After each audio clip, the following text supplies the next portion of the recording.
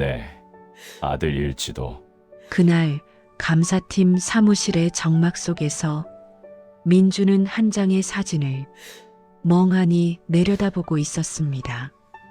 형광등 불빛 아래 사진 속 청년의 얼굴이 그의 손끝에서 미세하게 떨렸습니다. 낯설어야 할 얼굴인데 이상하게 그의 젊은 시절이 그대로 겹쳐 보였죠. 눈앞이 갑자기 어두워지고 심장은 한 박자 늦게 내려앉았습니다. 손에 쥔 보고서가 바스러질 듯 구겨졌고 숨 하나 쉬는 것조차 힘들었습니다.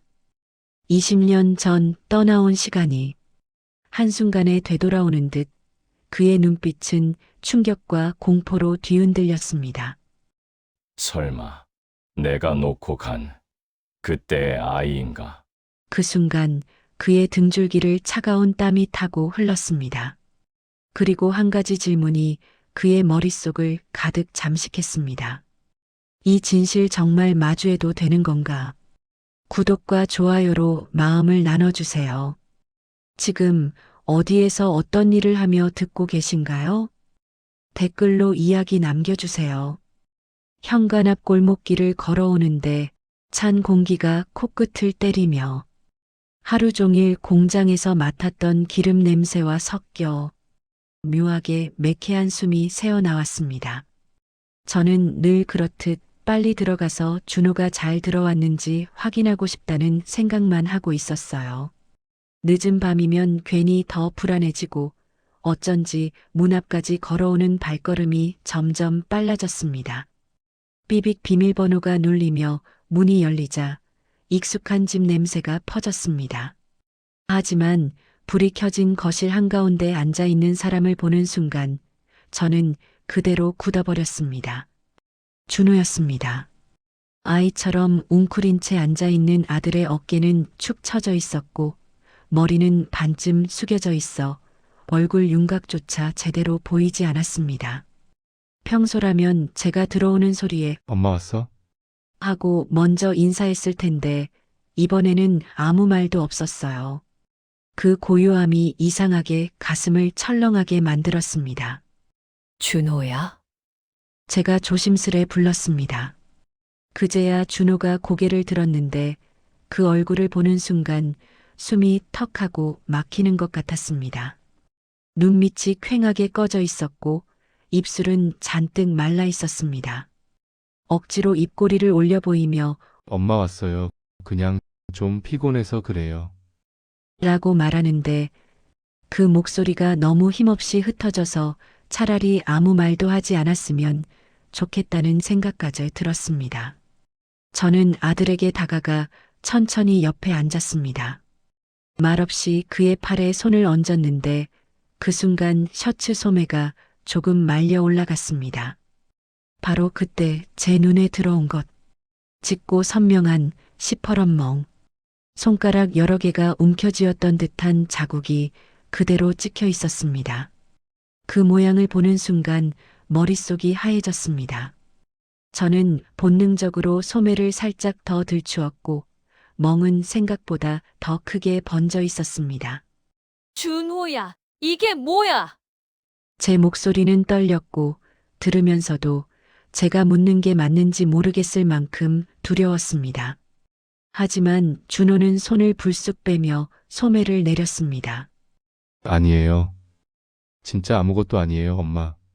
말투는 부드럽게 하려 했지만 그 안에 묻어있는 불안과 두려움은 숨길 수 없었습니다. 저는 더 이상 말이 나오지 않았습니다. 아이를 바라보는데 아까까지 추웠던 공기는 사라지고 이상하게 몸이 뜨겁게 달아오르는 느낌이 들었습니다. 분노인지 공포인지 알 수 없는 감정이 마구 뒤섞여 온몸을 짓누르고 있었어요. 그 순간 저는 깨달았습니다. 아들에게 무슨 일이 일어나고 있다는 사실을. 그리고 그건 단순한 스트레스나 피곤 따위의 문제가 아니라는 것도 분명히 느껴졌습니다. 이 집안에 제 아이에게 보이지 않는 폭력이 그림자처럼 드리워져 있다는 사실을 처음 체감한 순간이었습니다. 거실 불을 켜놓고도 방 안이 이상하게 어둡게 느껴졌습니다. 멍 자국을 본 뒤로 머릿속이 계속 울리는 것 같았어요. 그 상태로는 도저히 그냥 재울 수가 없어서 저는 부엌으로 가 조용히 주전자를 올렸습니다. 물 끓는 소리가 점점 거칠어지며 커지는데 제 심장 소리랑 섞여서 이상한 리듬을 만들었습니다. 찻잔에 뜨거운 물을 붓자 국화차 향이 천천히 퍼졌습니다. 김이 모락모락 올라오는 노란빛 물 표면을 보고 있는데도 마음은 전혀 편안해지지 않았습니다. 저는 찻잔 2개를 쟁반 위에 올리고 일부러 발소리를 줄이며 거실로 나왔습니다.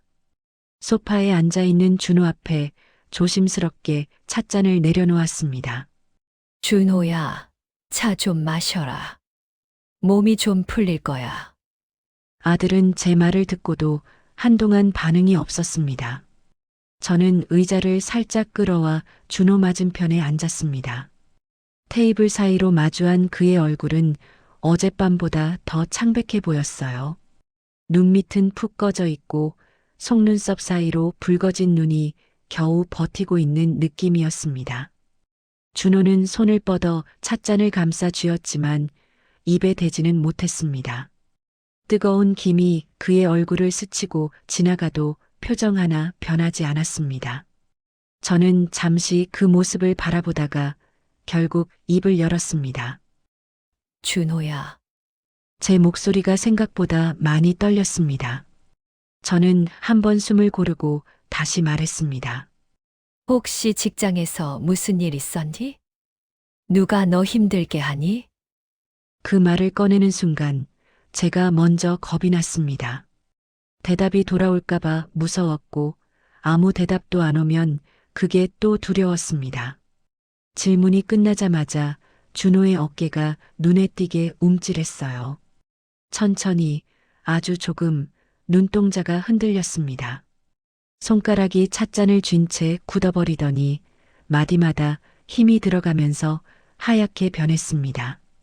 그 작은 몸짓 하나하나가 맞아요라고 말하고 있는 것 같았습니다. 하지만 입은 굳게 닫혀 있었습니다. 입술은 파랗게 말라 있었고 위아래가 살짝 맞물려 떨리고 있었어요. 그 상태로 시간이 멈춘 것처럼 몇 초, 아니 몇십 초 이상 흐른 것 같았습니다. 벽시계 초침 소리가 유난히 크게 들렸습니다. 째깍 째깍. 그 소리 사이사이에 저는 아들의 숨소리가 가늘게 흔들리는 것을 들었습니다. 준호의 눈가에 얇은 물막이 맺히기 시작했습니다. 눈물을 참고 있는 사람 특유의 표정이었습니다. 턱을 꽉 다물고 눈을 아래로 꾹 누르듯 감고 있었어요. 엄마, 겨우 한 글자가 새어나왔습니다. 그 짧은 부름 뒤로 말이 이어질 줄 알았는데 그는 아무 말도 하지 못했습니다. 목 안에서 말이 걸린 것처럼 숨만 가쁘게 오르내렸습니다. 저는 그 모습을 보며 손을 뻗어 테이블 위에 살짝 올렸습니다. 괜찮아. 엄마한테 말해도 돼. 네, 잘못 아니야. 제 말에 준호는 고개를 더 깊게 숙였습니다. 눈물이 떨어질까봐 얼굴을 들 수 없다는 사람처럼 보였습니다. 한참을 그렇게 있다가 그는 간신히 입술을 열었습니다.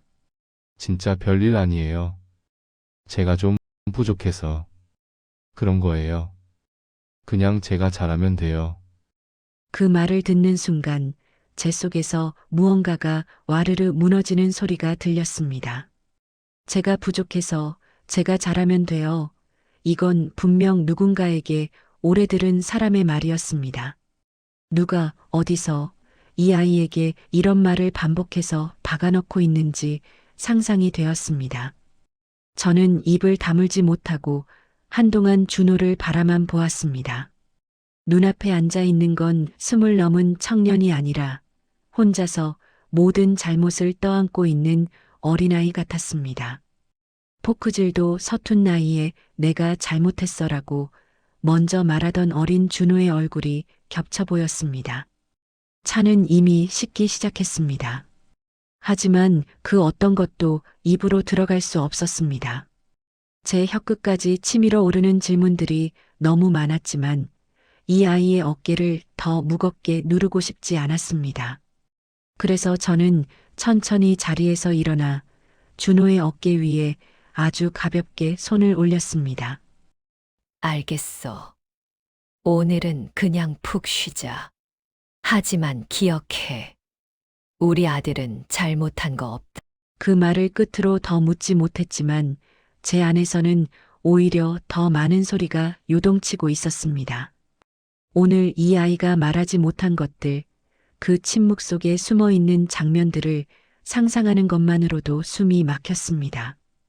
그날 밤 저는 그 침묵이 오히려 가장 잔인한 고백이었다는 것을 온몸으로 느끼고 있었습니다. 잠을 자려고 불을 끄고 누웠는데도 제 눈꺼풀은 도무지 내려오지 않았습니다. 귀를 막아도 들리는 소리가 있었습니다. 거실에서 들려오는 벽시계 초침 소리였습니다. 새벽의 정막 속에서는 그 소리 하나가 가슴 한가운데를 콕콕 찌르는 것처럼 느껴졌습니다. 제 머릿속에는 준호의 얼굴이 한 번씩 떠올랐습니다. 소파에 앉아 고개를 숙였던 모습, 국화차 위로 피어오르는 김을 멍하니 바라보던 눈, 그리고 결국 아무 말도 하지 못하고 떨리던 입술. 그 장면들이 끊어진 필름처럼 짧게 짧게 반복되었습니다. 이대로 두면 안 돼. 입 밖으로 저도 모르게 말이 새어나왔습니다. 제 목소리가 참 낯설게 들렸습니다. 저는 다시 눈을 감았습니다. 그러자 이번에는 준호의 팔에 찍혀 있던 멍이 눈앞에 선명하게 떠올랐습니다. 시퍼렇게 번진 자국, 도대체 어떤 손이 얼마나 자주, 얼마나 세게 이 아이를 붙잡았을까. 그 생각이 드는 순간 숨이 턱 막혔습니다. 가슴께가 답답해져서 이불을 발로 툭 걷어차 버렸습니다. 차가운 공기가 다리에 닿자 소름이 돋았지만 오히려 그 차가움 덕에 정신이 조금 또렷해지는 것 같았습니다. 저는 결국 침대에서 내려와 창문 쪽으로 걸어가 커튼을 조금 걷자 바깥은 여전히 밤이었습니다. 가로등 불빛이 희미하게 골목을 비추고 있었고 세상은 여전히 자기 리듬대로 돌아가고 있는데 우리 집 안에서만 시간이 서 있는 것 같았습니다. 문틈으로 바라본 준호의 방은 깜깜했습니다. 문 안쪽에서 새어나오던 불빛도 이미 꺼졌습니다. 아마도 지쳐서 겨우잠에 들었겠죠.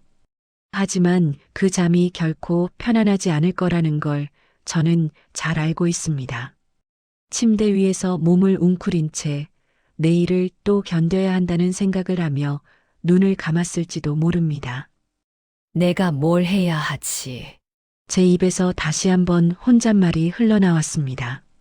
그대로 벽에 등을 기대고 주저앉았습니다. 차가운 벽지가 등 뒤에 닿으니 마치 현실이 등을 밀어붙이는 것처럼 느껴졌습니다. 회사에 그냥 쳐들어가서 우리 아들한테 뭐 하는 겁니까라고 소리라도 지를까요?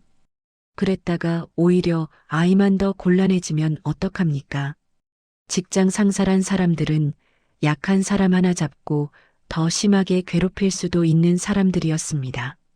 그걸 저는 공장에서 수없이 보았고 또 들었습니다. 그래서 더 무서웠습니다. 가만히 있자니 아이가 무너질 것 같고 나섰다가 잘못 건드리면 아이가 부러질 것 같았습니다. 그 사이에서 마음이 찢겨나가는 기분이었습니다. 하지만 한 가지는 분명했습니다. 오늘처럼 아무 준비도 없이 그저 집에서 기다리고만 있을 수는 없다는 사실입니다. 내일 아침이 밝으면 무조건 뭔가를 알아봐야 해. 저는 스스로에게 그렇게 말했습니다. 목소리에 힘을 실어 일부러 또박또박 내뱉었습니다. 직장 내 괴롭힘, 신고, 증거, 사람들 떠오르는 단어들이 머릿속에서 어지럽게 날아다녔습니다. 지금 당장은 아무 계획도 없고 내가 무엇을 할 수 있을지 구체적으로 그려지지 않았습니다. 하지만 적어도 한 가지는 분명했습니다. 내일도 오늘처럼 눈 감고 모른 척 않겠다는 것. 이 아이가 혼자 버티게 두지 않겠다는 것. 그렇게 저는 아직 뜨지 않은 아침을 향해 혼자 조용히 전쟁을 선포하고 있었습니다. 아침에 눈을 뜨자마자 시계를 먼저 봤습니다.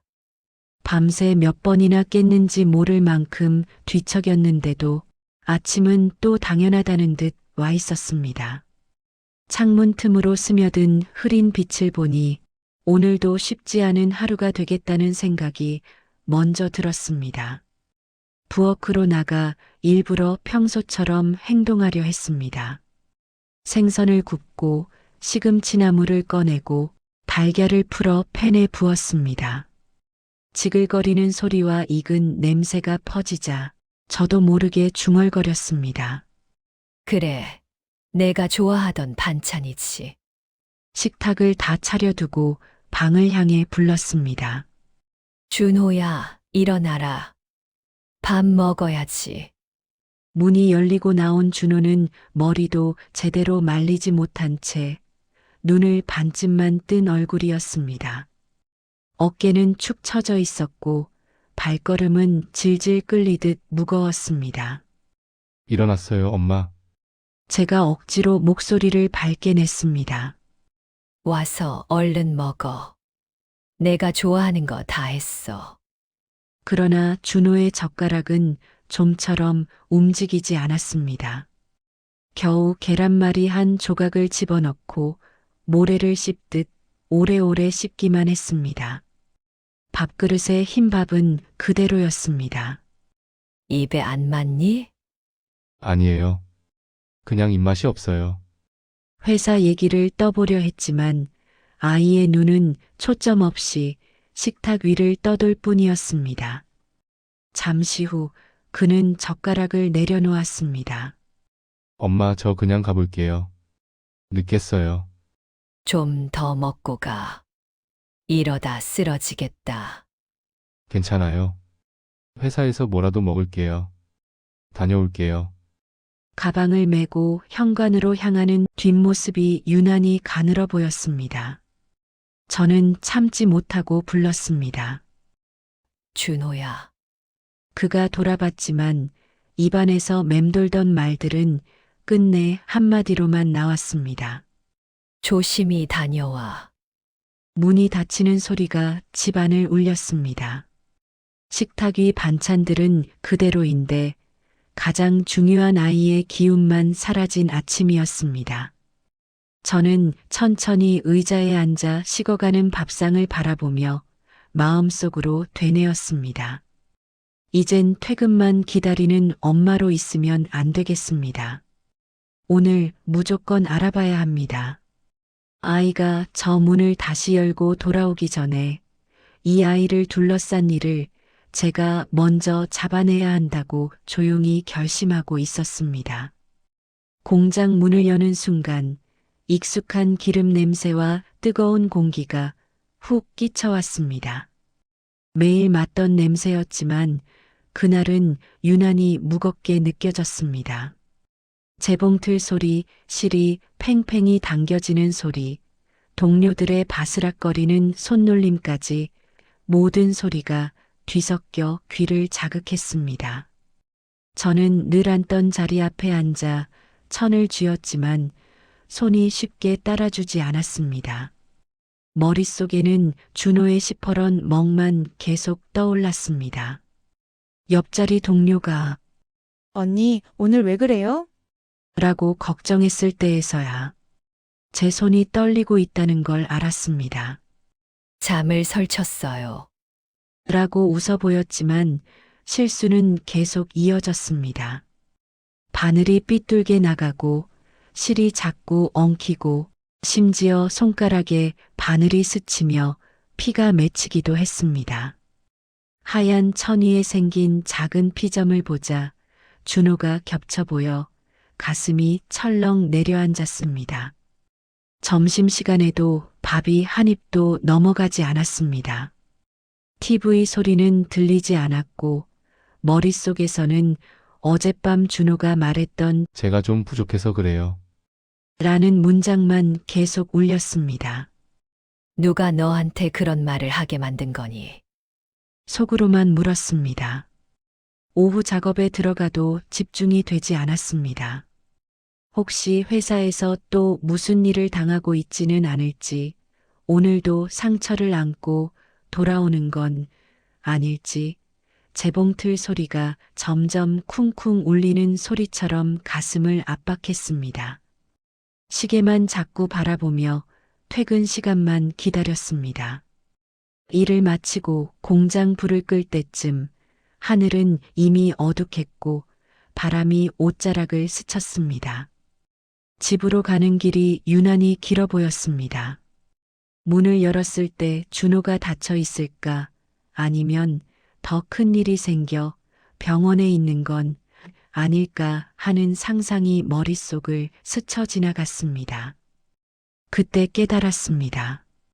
이 불안은 단순히 오늘 하루의 문제가 아니라 예전에 제가 재봉틀 앞에서 버티며 살던 시절의 감각과 닮아 있었습니다. 저는 공장 문을 잠그며 다시 마음을 다잡았습니다. 그 시절 버티게 해준 힘을 이제 다시 꺼내야 할 때라고 스스로에게 말했습니다. 공장에서 집으로 돌아오는 길, 저는 문득 아주 오래전 공기 냄새를 떠올렸습니다. IMF 시절 공장 안을 뒤덮던 그 무겁고 축 처진 공기였습니다. 오늘 맡은 기름 냄새와 먼지, 사람들의 지친 땀 냄새가 너무나 닮아 있었습니다.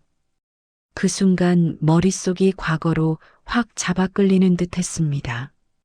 그때 저는 지금보다 젊었지만 상황은 훨씬 더 절망적이었습니다.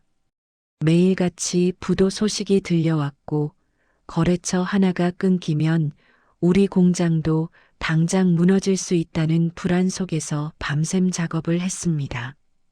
손가락엔 피가 맺히고 굳은 살이 박혔지만 저는 손을 멈추지 않았습니다. 멈추면 마음이 먼저 주저앉을 것 같았기 때문입니다.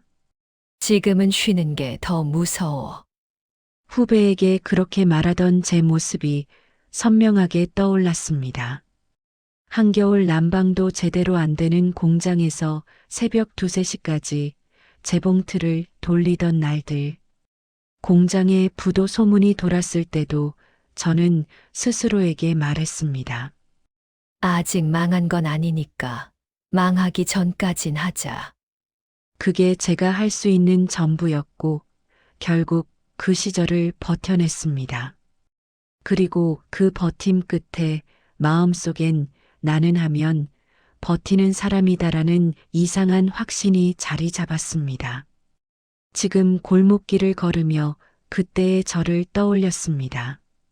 재봉틀 앞을 지키던 20해 전 제 모습, 손끝이 피투성이가 돼도 다시 바늘을 잡던 제 모습, 울지 못해 입술만 깨물던 제 모습, 그 모습들이 하나씩 떠오르자 마음 한켠에서 조용히 다짐이 올라왔습니다.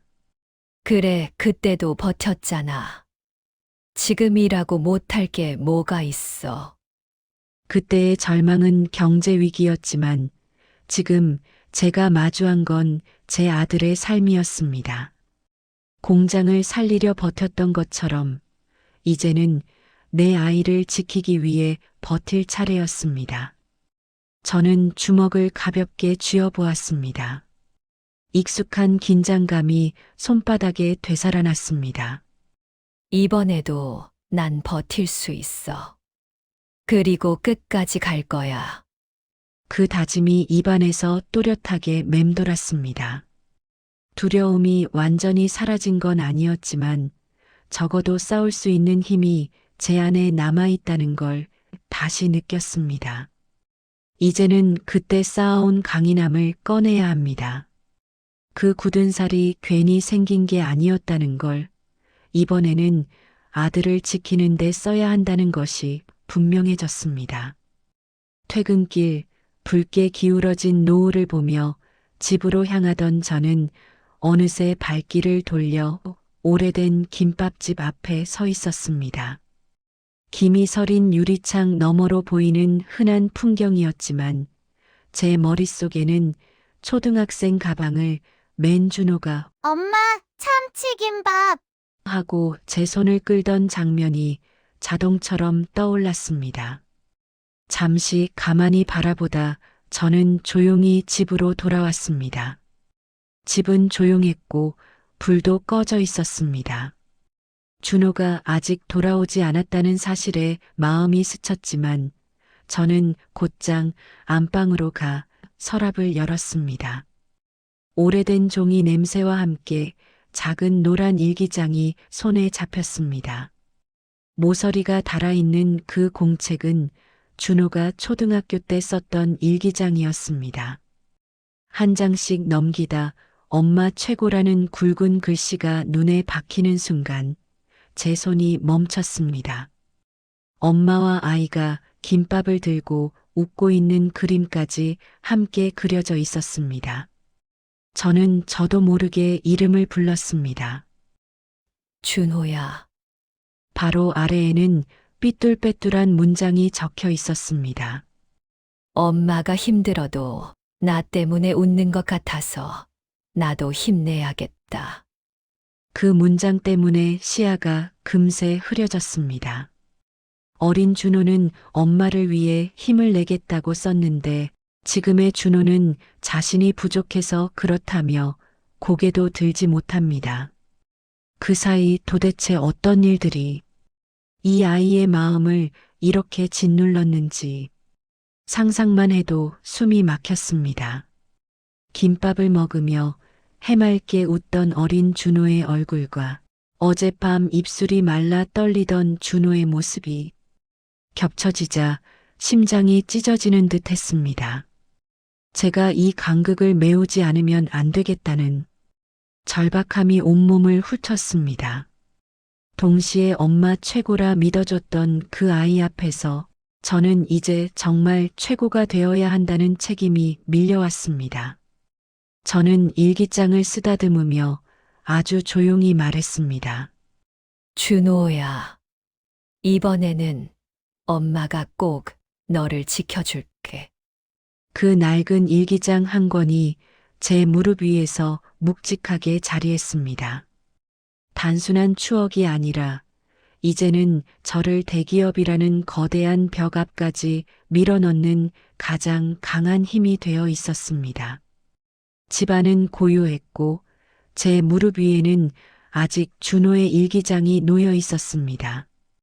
엄마 최고라는 글씨를 덮으며 저는 스스로에게 말했습니다. 그래, 이제는 엄마가 정말 최고가 되어야 해. 그러나 이내 거대한 벽 같은 현실이 떠올랐습니다. 상대는 동네 회사가 아니라 유리 외벽이 번쩍거리는 대기업이었습니다. 그 앞에 서 있는 제 모습을 상상하자 한없이 작아지는 기분이 들었습니다. 제가 그곳을 찾아가야 합니까? 제 목소리조차 떨리고 있었습니다. 하지만 머릿속에 곧 다른 장면이 겹쳐졌습니다. 축 늘어진 어깨로 돌아오던 준호, 셔츠에 찍힌 시퍼런 멍, 그리고 일기장 속 엄마 최고를 외치던 어린 준호. 그 사이에 제가 서 있었습니다. 그래. 무서워도 가야 해. 저는 명함 하나를 집어들었습니다. 준호가 자랑스럽다며 보여줬던 대기업 명함. 매끈한 종이를 손끝으로 쓸어보니 이상하게 차갑고 불쾌했습니다. 대표 번호를 누르기까지 손가락이 몇 번이나 떨렸지만 결국 버튼을 눌렀습니다. 인턴 직원 관련 상담을 받고 싶습니다. 감사팀으로 연결 부탁드려요. 제 목소리는 떨렸지만 확실했습니다. 가장 빠른 날짜로 상담 예약을 잡고 전화를 끊었을 때 손바닥은 땀에 젖어 있었지만 마음은 오히려 조금 가벼웠습니다. 최소한 아무것도 하지 않는 엄마는 아니게 되었으니까요. 달력위 예약 날짜에 굵게 동그라미를 그리며 저는 마음을 다잡았습니다. 거울 속 제 얼굴엔 세월의 흔적이 깊었지만 IMF도 빚도 다 버텨온 사람이라는 사실을 저는 알고 있었습니다. 그 모든 걸 견뎠는데 회사 건물 하나가 뭐 그리 대단해. 두려움은 있었지만 결론은 단 하나였습니다. 가만히 있으면 이 아이는 계속 무너진다. 저는 조용히 중얼거렸습니다. 나는 싸울 거야. 상대가 어디든. 가방을 꺼내 챙겨야 할 것을 떠올렸습니다. 준호의 멍사진, 소견서, 메모지 그리고 준호의 일기장. 너를 위해 가는 거니까 너도 같이 가자. 일기장을 가방에 넣는 순간 제가 걸어가야 할 길이 분명해졌습니다. 이번엔 공장이 아니라 대기업 감사팀이었습니다. IMF를 버텨낸 제 두 다리가 이제 아들을 위해 그 건물 앞에 설 준비를 하고 있었습니다. 대기업 본사 앞에 서자 발밑에서부터 심장이 요동치는 느낌이 들었습니다. 유리 외벽은 차갑고 매끈했고 자동문 전자음조차 제 긴장을 더 자극했습니다. 안내 데스크에 다가가 이름을 말할 때 제 목소리는 유난히 건조했지만 물러설 수 없다는 사실만은 분명했습니다. 출입증을 걸고 보안 게이트를 통과하는 삑 소리가 지나치게 크게 들렸습니다. 엘리베이터 안에서는 서류 넘기는 소리, 구두 굽소리가 공격적으로 귀에 스며들었습니다. 감사팀 층에 도착하자 공기는 더 차갑고 정돈되어 있었고 제 걸음소리는 그 정막 속에서 유난히 도드라져 들렸습니다. 대기 의자에 앉아 가방 속의 일기장을 손끝으로 더듬으며 마음을 다잡았습니다. 괜찮아. 물러서지 않을 거야. 저는 준호 엄마야. 그때 복도 끝에서 일정한 리듬의 구두 소리가 다가왔습니다. 저는 무의식적으로 고개를 들었고 그 순간 시야가 좁아지는 것 같았습니다. 감사팀 이사 김민준. 20년 전에 제 손을 잡고 미래를 이야기하던 사람. 그 역시 저를 보는 순간 잠시 얼어붙었다가 아주 짧게 시선을 피했습니다. 그 외면이 제 가슴을 세게 긁어냈습니다. 이윤희 씨 맞으시죠? 낯설게 붙은 존댓말이 마음을 차갑게 스쳤습니다. 네, 맞습니다. 민주는 여전히 업무적인 표정으로 회의실로 안내했습니다. 감정은 철저히 지운 얼굴이었고 그게 오히려 더 큰 거리감을 만들었습니다. 복도를 걸으며 스치는 직원들의 시선 속에서 저는 20년의 상처와 현재의 두려움이 뒤섞이는 혼란을 억눌렀습니다. 회의실 문 앞에서 민준이 문을 열었습니다.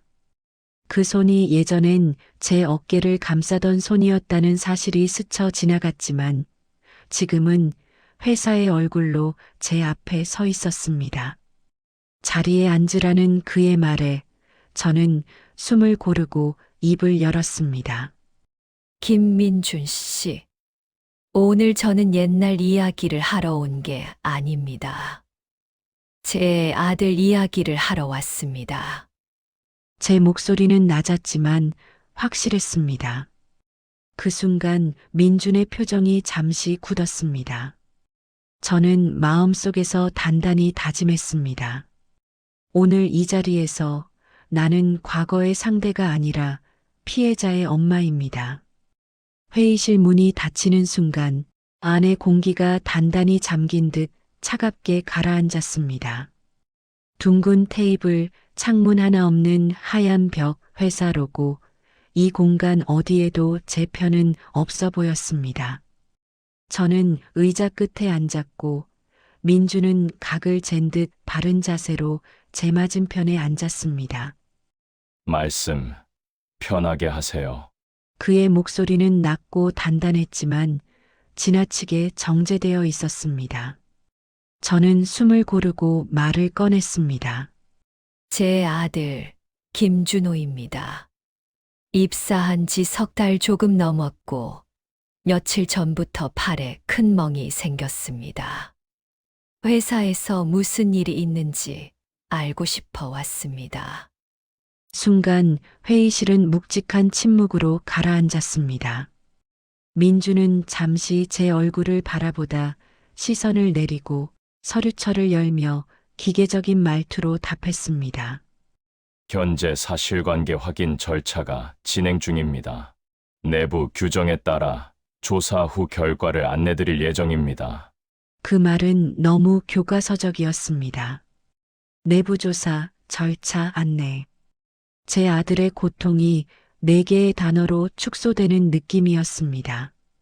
조사를 한다고요. 제 목소리는 힘없이 떨렸습니다.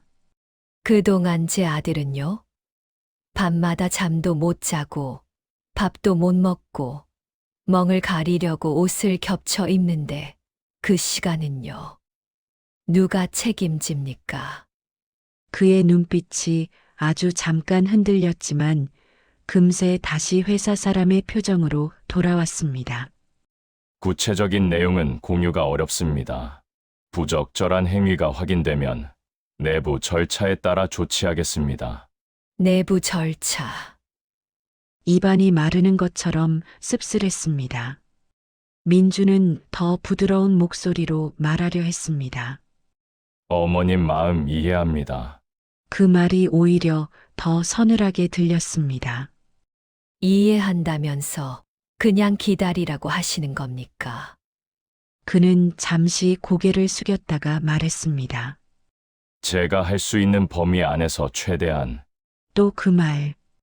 범위 안에서 회사가 정해놓은 선 안에서만 움직이겠다는 뜻. 순간 20년 전 그가 아무 말 없이 떠났던 기억이 겹쳐졌습니다. 떠나는 이유도 설명도 남기지 않던 그때처럼 지금도 그는 자신이 지켜야 하는 쪽을 선택하고 있었습니다. 역시 변한 게 없군요. 제가 낮게 말하자 그의 눈이 잠시 굳었습니다. 그는 대답하지 않고 정중한 표정만 유지했습니다. 조사가 끝나면 연락드리겠습니다. 그 말은 완벽한 벽이었습니다. 그제야 저는 확실히 느꼈습니다. 이 회사는 크고 저는 작으며 이 남자는 지금 제 앞에 민준이 아니라 회사를 대표하는 방패일 뿐이라는 사실을요. 숨이 가빠지고 가슴이 뜨거워졌습니다. 김민준 씨, 제가 그의 이름을 또렷하게 불렀습니다. 오늘 제가 이 자리에 어떤 마음으로 왔는지 정말 알고 계십니까? 손바닥을 파고드는 손톱의 압박과 함께 제 안의 감정은 더는 누를 수 없을 만큼 차올랐습니다.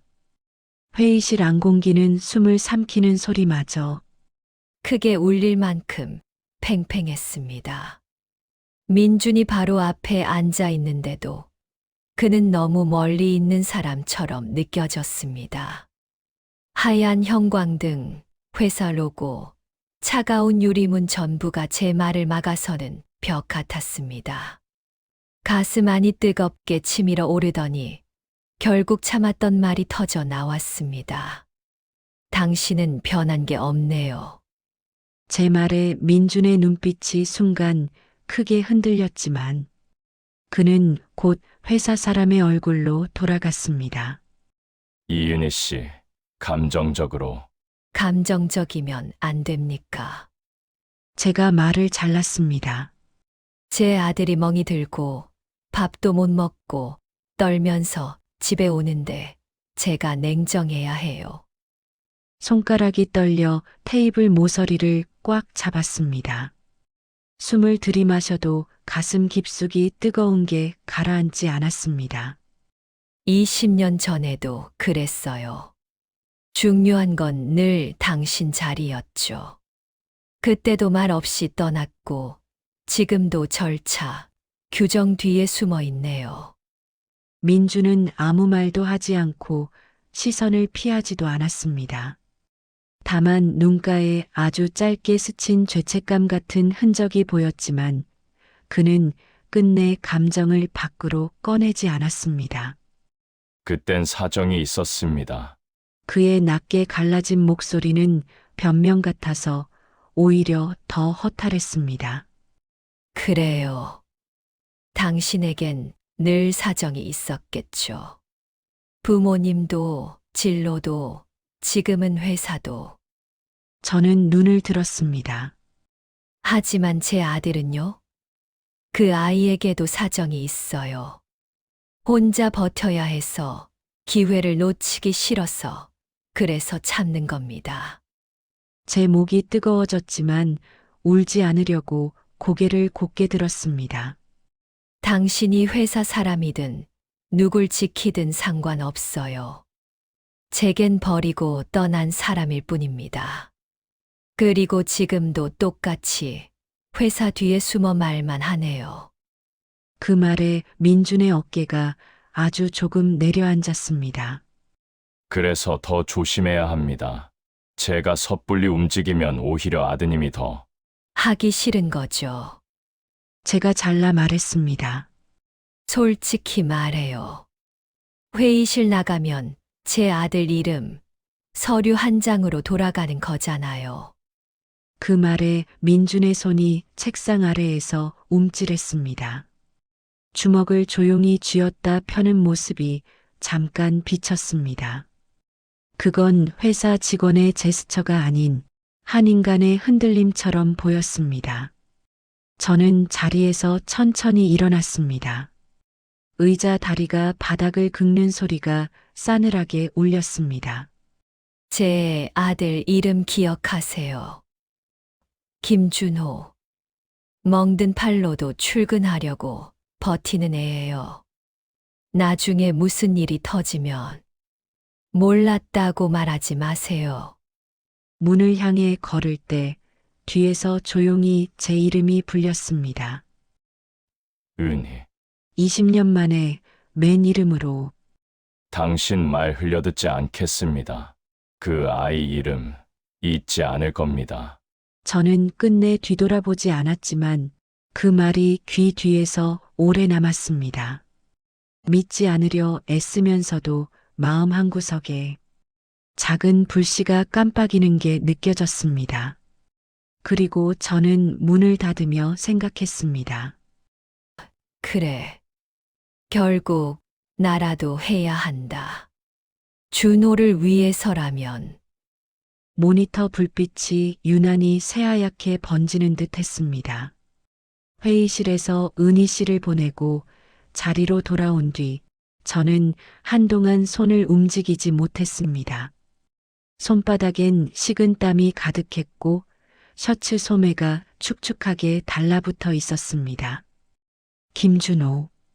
이름을 속으로 몇 번이고 되뇌자 이상하게 익숙한 울림이 남았습니다. 결국 저는 낮게 혼잣말했습니다. 확인은 해봐야겠어. 인사 시스템을 열고 감사팀 이사 권한으로 접근 가능한 평가 페이지를 띄웠습니다. 화면에 뜬 첫 문장들이 익숙하게 나열됐습니다. 근태, 양호. 업무 전문성, 보통. 조직 적응도 하. 그리고 제 눈을 붙잡은 문장. 조직 문화 적응 부진. 대인관계 개선 필요. 평소라면 그냥 넘겼을 표현들이었지만 오늘은 달랐습니다. 멍이 들었다는 팔, 떨리던 어깨, 한마디도 못하고 고개만 숙이던 준호의 모습이 문장 위에 그대로 겹쳐 보였습니다. 애매한 단어들은 책임을 피해자에게 돌리기에 딱 맞는 문장이었습니다. 이렇게 쓰면 모든 탓이 그쪽으로 가죠. 수동적 태도, 피드백 수용력 부족, 괴롭힘 사건을 덮을 때마다 등장하던 표현이었습니다. 상사가 밀어붙여도 서류에는 언제나 피해자가 문제인 것처럼 기록되곤 했습니다. 결제 라인에서 익숙한 이름 하나가 눈에 들어왔습니다. 박성우 인사파트장. 예전에 괴롭힘 사건을 덮을 때도 이 사람이 있었습니다. 그때도 비슷한 말들이 피해자에게 더 씌워졌었습니다. 또 당신인가? 저는 낮게 중얼거렸습니다. 잠시 후 후배 과장이 문을 두드리며 물었습니다. 의사님, 김준호 사원 건 재검토 표시하신 이유가? 저는 침착한 척 대답했습니다. 표현이 마음에 안 들어서 그래요. 나중에 다시 이야기합시다. 문이 닫히자 다시 정적이 내려앉았습니다. 프린트를 눌러 출력된 종이를 손에 들자 종이 끝이 미세하게 떨렸습니다. 제 손이 떨리고 있다는 걸 그제야 알았습니다. 문장 하나하나가 너무 매끈했습니다. 처음부터 인사팀이 쓴 것처럼. 보통 팀장급이 작성하는 문서는 이렇게 깔끔할 수 없었습니다. 그렇다면 처음부터 누가 의도적으로 정리했단 말인데. 작성 날짜는 6월 3일, 면담은 그 하루 전인 6월 2일. 하루 만에 이렇게 정제된 평가라니 누군가가 미리 틀을 짜놓고 거기에 끼워 맞췄다는 의심이 들 수밖에 없었습니다. 첨부 파일 한 줄이 시야에 들어왔습니다. 첨부일 내부 면담, 메모 비공개. 마우스 포인터가 그 위에서 미세하게 떨렸습니다. 이건 단순한 적응 부진이 아니라 누군가 의도적으로 만든 기록일 가능성이 컸습니다.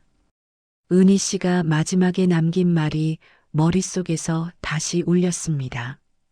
나중에 몰랐다고만 하지 마세요. 저는 숨을 가다듬고 속삭였습니다. 이번엔 몰랐다고 하지 않겠습니다. 그리고 첨부 파일을 클릭했습니다.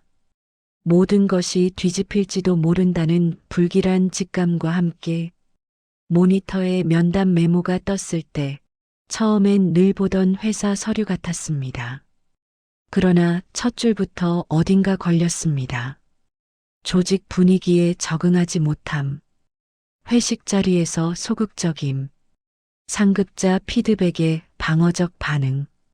옆에는 이렇게 적혀 있었습니다. 애가 너무 예민해서 말을 못하겠다. 예민하다, 소극적이다. 저는 입술을 씹었습니다. 사람을 구석으로 몰 때 쓰는 상투적인 단어들이었습니다. 괴롭힘을 받는 쪽이 아니라 문제 있는 직원처럼 보이게 만드는 문장들. 문서 하단에 사원 정보 카드 증명사진 포함란은 첨부가 보였습니다. 평소 같으면 열지 않았을 파일이었지만 이상하게 이번엔 얼굴을 봐야겠다는 생각이 들었습니다. 떨리는 손으로 클릭했습니다. 새 창에 떠오른 사원 카드. 왼쪽 네모칸에 파란 배경의 젊은 얼굴 하나가 나타났습니다. 짧게 정리한 앞머리, 굳어있는 입술, 그리고 눈. 그 눈을 보는 순간 심장이 쿵 내려앉았습니다. 이 눈내가 너무 잘 아는 눈인데 사진 오른쪽에 찍힌 생년월일이 보였습니다. 2001년. 저는 자동적으로 연도를 계산했습니다. 제가 떠난 시기, 은희의 말, 그때의 공백. 머릿속에서 숫자들이 하나로 맞물렸습니다. 설마라고 중얼거렸지만 그 설마가 점점 확신으로 변해갔습니다. 서랍을 열어 낡은 지갑 속 제 옛 사원증 사진을 꺼내 모니터 속 준호 사진 옆에 놓았습니다. 두 얼굴이 거의 겹쳐 보였습니다. 눈매, 입꼬리, 긴장했을 때 굳는 표정까지. 이건 거의 나잖아. 소리내어 말하자 더 이상 도망칠 수 없다는 걸 깨달았습니다. 설령 피가 얽힌 문제를 인정하지 않더라도 이 아이에게 지금 회사 안에서 무슨 일이 벌어지고 있는지는 끝까지 확인해야 했습니다. 저는 곧장 새로운 조사 계획안을 열었습니다. 단순 민원이 아니라 특별감사 사전 검토로 격상시키는 문서였습니다. 관련 부서, 면담 대상, 조사 범위를 차례대로 입력하고 마지막 줄에 이렇게 썼습니다. 인사평가 및 면담 기록 전반의 비일관성이 확인되어 별도 사실 조사 필수. 그리고 제 이름. 감사팀 이사 김민준. 서명을 입력하는 순간 이건 더 이상 남의 일이 아니라는 걸 인정하게 되었습니다. 창밖 동쪽 하늘이 희미하게 밝아지고 있었습니다. 저는 모니터를 바라보며 속으로 조용히 말했습니다. 김준호 내가 누구든 이번엔 끝까지 보겠습니다. 집으로 돌아오는 길, 김밥집 앞에서 한참을 서 있었다가 결국 아무것도 못 사고 집으로 돌아왔습니다. 불을 켜니 식탁 위에는 손도 대지 않은 반찬이 그대로 식어 있었고 소파 위엔 준호 가디건이 구겨져 있었습니다.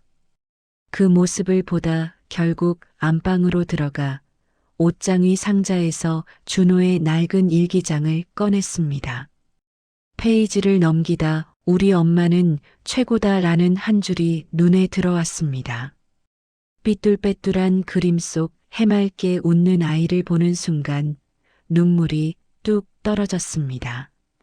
나를 최고라고 적어줬던 아이 앞에서 나는 지금 뭐하고 있는 엄마인가 싶었습니다. 그 자리에서 울고만 있을 수 없어 노트북을 켰습니다. 직장 괴롭힘, 대기업 신입, 회식 강요 같은 단어를 검색해 관련 글들을 닥치는 대로 읽었습니다. 팔을 세게 잡아 끌고 가요.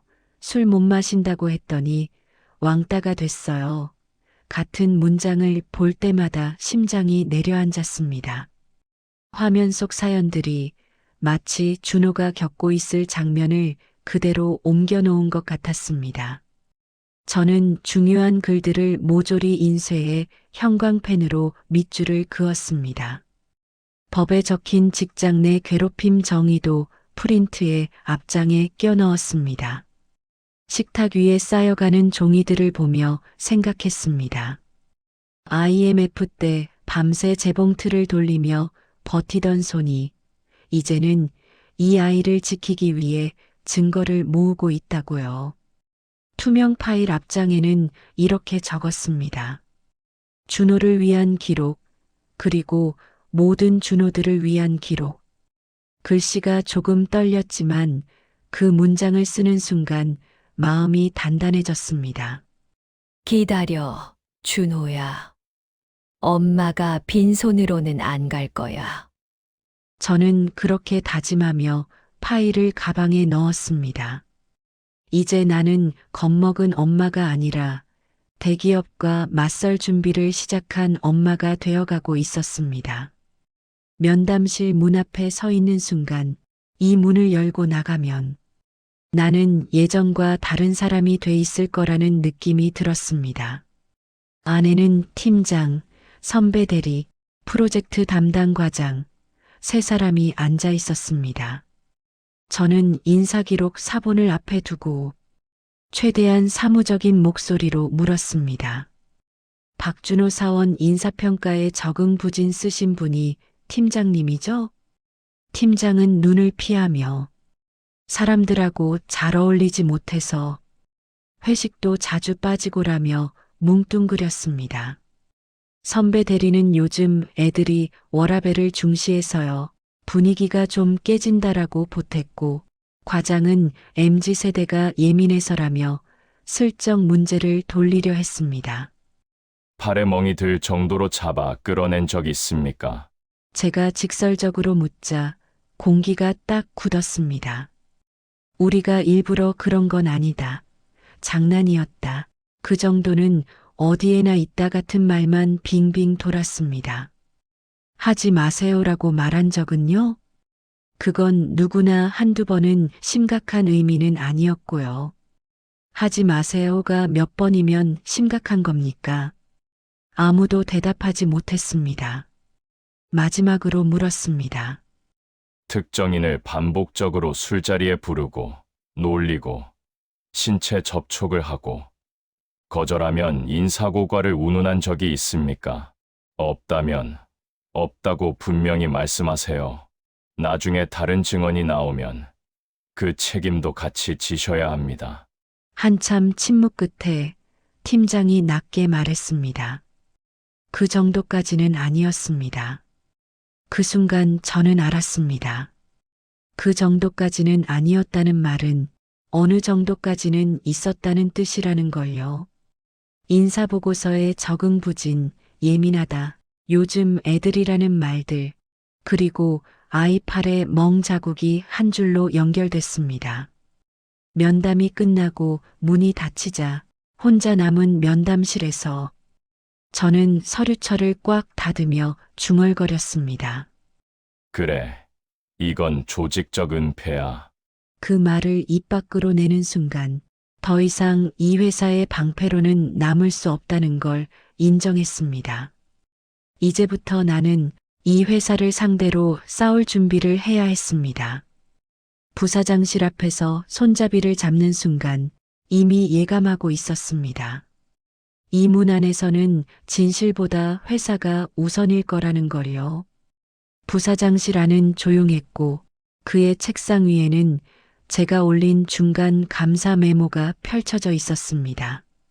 빨간 펜으로 줄줄이 표시된 흔적이 먼저 눈에 들어왔습니다. 부사장은 서류를 두드리며 말했습니다. 이사, 이걸 너무 크게 보고 있어요. 저는 단단히 대답했습니다. 사안이 가볍지 않습니다. 조직적인 방치와 은폐 정황이 있습니다. 그러자 그는 더 노골적으로 말했습니다. 요즘 언론이 얼마나 물어뜯는지 알죠? 이건 밖으로 나가면 회사가 흔들립니다. 관련자 몇 명만 조용히 내보내면 돼요. 당신이 지금 판을 키우고 있어요. 결국 그는 본심을 드러냈습니다. 이 일 더 이상 파헤치지 마요. 보고서 수위 낮추고 내부에서 조용히 마무리합시다. 이미 예상했던 말이었지만 듣는 순간 심장이 한번 내려앉았습니다. 저는 조심스럽게 물었습니다. 공식 지시입니까? 굳이 문서로 남길 필요는 없잖아요. 20년 넘게 회사 생활했으면 알아서 판단해야지. 저는 그의 말하는 방식, 단어 하나하나가 익숙했습니다. 20년 전 제가 도망치며 스스로를 설득하던 논리와 똑같았기 때문입니다. 어쩔 수 없어. 지금은 조용히 넘어가야 해. 그 말들 뒤에 남겨지는 사람들의 삶은 아무도 돌아보지 않았죠. 부사장은 마지막으로 못 박았습니다. 박준호? 회사 입장에서 꼭 지켜야 할 인재도 아니잖아요. 어디서든 구할 수 있는 신입 하나 때문에 전부 흔들릴 수는 없지. 그 순간 준호의 사진이 떠올랐습니다. 내 젊은 날과 똑같은 눈, 팔에 남은 멍, 그리고 은희가 떨리며 했던 말. 그 아이는 혼자 버티고 있어요. 저는 물병을 집었다가 내려놓고 아주 또렷하게 말했습니다. 그 친구가 제 아들이라면 그렇게 간단하게 말할 수 있었을까요? 부사장의 얼굴이 굳었습니다. 감정 섞지 마요. 가정입니다. 제 목소리는 차분했습니다. 그는 결국 최후의 말까지 꺼냈습니다. 보고서 다시 써요. 외부 보고는 금지. 이 선에서 끝냅시다. 저는 고개를 숙이듯 하며 말했습니다. 죄송합니다. 부사장님. 잠시 그의 얼굴에 안도가 스쳤을 때 저는 이어서 말했습니다. 그 지시는 따를 수 없습니다. 공기가 멎었습니다. 부사장의 눈이 가늘게 찢어졌습니다. 다시 말해봐요. 이 건은 은폐 단계에 들어갔습니다. 죽 쏘는 제 양심에도 법에도 어긋납니다. 부사장은 낮은 목소리로 경고했습니다. 선택엔 대가가 있습니다. 알고 있습니다. 후회하지 마요. 이미 충분히 후회하면서 살았습니다. 부사장은 손을 내저으며 말했습니다. 좋습니다. 마음대로 해보세요. 문을 나왔을 때 복도 공기가 전혀 다르게 느껴졌습니다. 이제 정말 되돌아갈 수 없다는 사실이 분명해졌지만 이상하게도 발걸음은 오히려 더 가벼웠습니다. 부사장실 문이 등에 탁 닫히는 순간 오래 버티던 줄 하나가 끊어진 느낌이었습니다. 복도 끝까지 아무도 없었고 회색 카페 뒤 형광등 불빛만 길게 늘어져 있었습니다. 엘리베이터 거울 속 제 얼굴은 생각보다 더 지쳐 있었습니다. 이마 주름, 퍼렇게 내려앉은 눈 밑, 굳어버린 입술. 그런데 그 얼굴 뒤로 증명사진 속 준호 얼굴과 20살 때 제 얼굴이 겹쳐 떠올랐습니다. 어디서든 구할 수 있는 신입 하나 때문에 전체가 흔들릴 수 없다던 부사장의 말이 20년 전 제가 들었던 말과 그대로 겹쳤습니다. 너 아직 어리다. 내 인생부터 생각해라. 애 하나 때문에 인생 망치지 마라. 그때 저는 그 말들 뒤에 숨었습니다. 임신 사실을 말하던 은희의 떨리던 목소리, 나 혼자 해볼게라고 하던 눈물 섞인 말, 마지막 통화에서 나 무서워라고 하다 끊기던 그 말까지 전부 버스 창문에 비친 제 얼굴과 함께 떠올랐습니다. 저는 전화기를 꺼버렸고 미안해. 나도 어쩔 수가 없다는 문장 하나로 등을 돌렸습니다. 지금 차 안에서 그 문장을 떠올리니 입안이 쓰게 말라붙었습니다. 어쩔 수 없다는 말로 그때도 나는 도망쳤고 방금 부사장실에서도 회사는 같은 말을 강요했습니다. 실적 때문에, 이미지 때문에 회사가 흔들리니 어쩔 수 없다고. 핸들 위에 이 말을 기댄 채 저는 처음으로 솔직하게 인정했습니다. 나도 그 사람들이랑 똑같았네. 눈꺼풀이 뜨거워졌습니다. 늦은 나이에 회사 근처 골목에 세워둔 차 안에서 혼자 눈물을 흘리는 꼴이 우스웠지만 멈출 수 없었습니다. 눈을 감으니 허름한 방에서 혼자 아이를 안고 버텨야 했을 은희의 모습이 떠올랐습니다. 그 옆에 있어야 할 사람은 분명 저였는데 저는 편한 쪽을 택했습니다. 지키지 못한 두 사람, 그리고 지금 같은 방식으로 짓밟히고 있는 그 아이. 죄책감은 시간이 지나도 사라지지 않고 모양만 바뀌어 목을 조르고 있었습니다. 그래서 저는 결국 입을 열었습니다. 이번에는 안 도망치겠어. 차 안에서 혼잣말처럼 나온 그 한 문장이 제 안에서 오랫동안 버텨온 무언가를 바꾸고 있었습니다. 20년 전 외면했던 선택을 이제는 다르게 해야 한다는 걸 뼈저리게 알고 있었기 때문입니다. 부사장실에서 나온 뒤 한참을 차 안에서 버티다 결국 집으로 돌아왔습니다. 현관에 들어서자 양 냄새와 세제 냄새가 섞인 공기가 맞았고 소파에 앉아 초침 소리가 공장 기계처럼 거칠게 들렸습니다.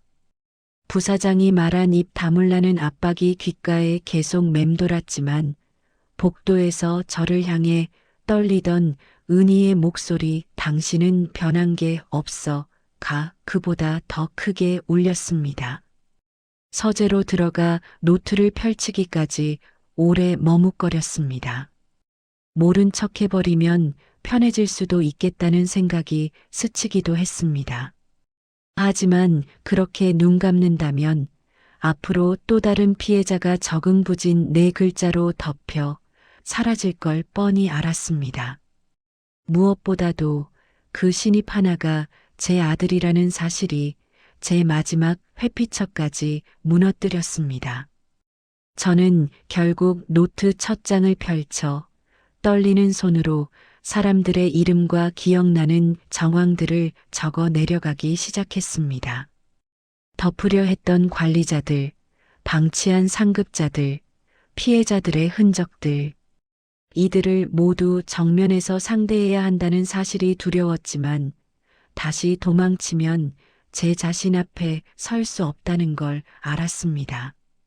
그래서 저는 조용히 그러나 분명하게 결심했습니다. 커리어가 흔들리더라도 다시는 제 아들을 그리고 은희를 외면하지 않겠다고 노트 상단에 이렇게 적었습니다. 사건 관련 내부 조사 및 외부 신고 준비. 그 한 줄을 적는 순간 이미 되돌릴 수 없는 길 위에 올라섰다는 걸 알았습니다. 이제 남은 건 이 결심을 행동으로 옮기는 일뿐이었습니다. 야근자들이 하나둘 떠나고 나니 사무실이 금방 다른 세상처럼 느껴졌습니다. 형광등 윙 소리와 공족이 돌아가는 소리만 남은 공간, 유리창에 비친 회색 야경이 바닥에 길게 번져 있었습니다. 저는 자켓을 의자에 걸어놓고 책상 앞에서 한동안 서 있기만 했습니다. 가지런히 정리된 서류철들이 오늘은 죄의 증거처럼 보였습니다. 서랍에서 늘 들고 다니던 작은 수첩을 꺼내 펼쳤습니다. 회의 메모나 일정 적던 수첩인데 오늘은 제 인생을 통째로 흔들 이름들을 적게 될 자리였습니다. 볼펜을 쥔 손이 미세하게 떨렸지만 하얀 종이 위에 천천히 첫 글자를 썼습니다. 박땡땡. 인사평가를 웃으며 조작해 달라던 얼굴. 요즘 애들은 유난이다라며 준호를 비꼬던 목소리가 귓가에 되살아났습니다. 숨이 한 번 턱 막혔지만 저는 다시 펜을 움직였습니다. 최땡땡, 강땡땡, 윤땡땡, 인사팀장 이땡땡, 부장 한땡땡, 복도에서 늘 마주치며 인사하던 얼굴들, 자판기 앞에서 농담 주고받던 동료들, 이름이 한 줄 한 줄 쌓일수록 수첩이 돌덩이처럼 무거워졌습니다. 이제 그 웃음 뒤에 숨겨진 것들을 내가 직접 들춰낼 거라는 생각이 번개처럼 스쳤습니다. 잠시 눈을 감았다 뜬 뒤 이름 옆에 간단한 메모를 붙였습니다. 강압적 회식, 폭언 다수, 허위 인사기록 작성 지시, 피해자 면담 내용 왜곡, 상부 보고 누락. 조각 같던 의심들이 하나의 그림으로 맞춰졌습니다. 몇몇의 일탈이 아니라 구조적인 폭력이고 조직적인 은폐였습니다. 그리고 나는 마지막으로 한 줄을 더 적었습니다. 부사장 정땡땡. 펜 끝에 힘이 들어갔습니다. 이 일 더 이상 파헤치지 마. 낮에 들은 그 목소리가 귀를 때렸습니다. 위에서 막는다는 건 이미 알고 있었다는 뜻이었습니다. 상대가 단순한 팀장, 부장을 넘어서 이 회사 시스템 전체로 옮겨갔다는 걸 실감했습니다. 수첩을 덮지 않고 옆으로 밀어두고 노트북을 켰습니다. 메일함에서 윤리 경영, 내부 신고 제도 안내 같은 제목을 찾아냈습니다. 형식적인 문구로 가득한 메일 맨 위 문장이 눈에 들어왔습니다. 회사 윤리 경영 실천을 위한 내부 신고 제도 안내. 저는 씁쓸게 웃으며 새 문서를 열고 제목 칸에 천천히 타이핑했습니다. 긴급, 인사 관련, 조직적 부정 및 은폐 정황 보고. 제목을 다 쓰는 순간 심장이 한번 쿵 내려앉았습니다. 아직 내용은 한 줄도 없지만 이 파일 하나가 회사를 뒤흔들 수 있다는 걸 알고 있었습니다. 옆에 수첩을 다시 펼쳐 이름들을 확인하고 각각의 날짜와 발언, 증인들을 머릿속에서 정리하며 키보드를 두드리기 시작했습니다. 두려움이 여전히 손끝을 타고 올라왔지만 그 위로 아주 얇게, 그러나 분명한 각오가 깔리고 있었습니다. 이번에는 도망치지 않겠습니다. 그 문장이 마음 한가운데 똑바로 서 있는 걸 확인하며 저는 허리를 곧게 세우고 화면을 마주했습니다. 문을 열고 들어가자 작은 회의실 공기가 가슴께에서 턱 막힌 듯 답답했습니다. 둥근 탁자 하나, 의자 셋, 지나치게 밝은 형광등 아래에서 제 오래된 코트랑 거친 손등이 더 초라하게 드러나 보였습니다. 민준 씨는 먼저 와 있었습니다. 말끔한 셔츠에 넥타이를 매고 있었지만 눈 밑 그늘이 깊었습니다. 20년 전 밤늦게 버스 정류장까지 바래다 주며 제 손을 잡던 그 사람이 지금은 회사 이름을 등에 업은 낯선 얼굴로 앉아 있었습니다. 시간 내줘서 고맙습니다. 제가 겨우 그렇게 말을 꺼내자 그는 테이블을 보며 낮게 말했습니다. 준호 씨 일 때문에 오신 거죠. 그 말에 심장이 쿵 내려앉았습니다. 저는 숨을 한번 길게 들이쉬고 결국 입을 열었습니다. 민준 씨, 오늘은 예전 얘기를 해야 할 것 같습니다. IMF 터지고 둘 다 맨손으로 버티던 그때요. 그때 제가 말 안 한 게 하나 있었어요. 저 그 시절에 임신했었습니다. 당신 아이로요. 입 밖으로 그 말을 내뱉는 순간 목이 타들어가는 것 같았습니다. 민준 씨 표정이 굳었습니다. 뭐라고요? 무서웠습니다. 하루 벌어 하루 사는 형편에 임신했다고 했다가 버림받을까봐. 그래서 혼자 병원 다니고, 혼자 입덧하고, 혼자 부모님한테 욕도 먹었습니다. 이 판국에 애를 왜 낳느냐 소리 들으면서도 이상하게 그 애만은 버리고 싶지 않았습니다. 그는 주먹을 살짝 쥔 채 말했습니다. 그럼 왜 나한테는 한마디도. 말하려고 했어요. 버스 정류장까지 걸어가면서 나 임신했어. 이 말을 10번도 넘게 삼켰습니다. 그런데 그 다음 날부터 민준 씨가 사라졌잖아요. 전화도 끊기고 집도 비었고 회사에서도 그만뒀다고 하고 그때 알았습니다. 같이 버틸 생각은 없구나 하고요. 저는 굳은 살 남은 제 손등을 한번 내려다봤습니다. 그 뒤로 공장 2군데 다니고 밤에는 마트 계산대도 보고 부모님이랑 연 끊자는 소리까지 들으면서도 그래도 너 하나라도 제대로 키워보자 그 생각으로 여기까지 왔습니다.